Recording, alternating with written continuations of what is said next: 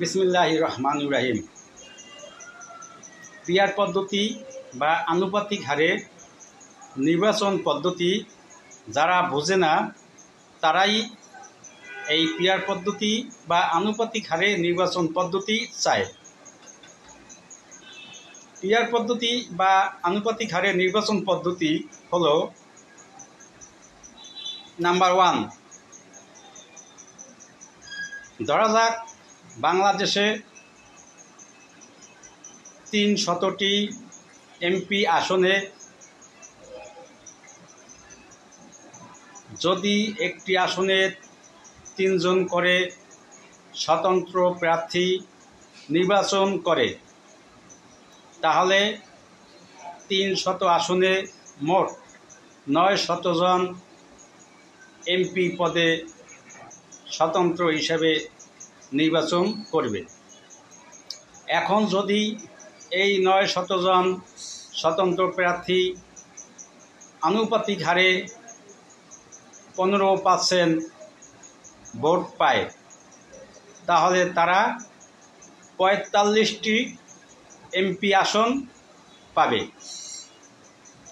এখন প্রশ্ন হলো, এই 900 জন প্রার্থীর মধ্য হতে যে 45 জনকে এমপি পদে নির্ধারণ করা হবে, তাদেরকে অন্য 855 জন প্রার্থী কোনো দিনও মেনে নিবে না। কেননা একজন প্রার্থী পরিশ্রম করে টাকা খরচ করে মানুষের হাতে পায়ে ধরে যে ভোট পেল, সেই ভোট দিয়ে আরেকজন ব্যক্তি এমপি হিসেবে নির্ধারিত হলো। এটা কোনো অবস্থায় অন্যজন মেনে নেবে না। নাম্বার 2 বা নাম্বার 2, যেমন ধরা যাক ঢাকা 1 আসন থেকে এক ব্যক্তি নির্বাচন করল। ঢাকা 1 আসনের মানুষের ধারে ধারে ঘরে ঘরে গেল, মানুষের হাতে পায়ে ধরে সে নির্বাচন করল।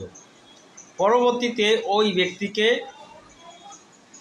পিয়ার পদ্ধতি হিসেবে বা আনুপাতিক হারে তাকে নোয়াখালী 1 আসনে এমপি হিসেবে নির্ধারণ করা হলো। তাহলে ওই ব্যক্তি নোয়াখালী 1 আসনের জনগণের প্রতি কতটুকু আন্তরিক হবে?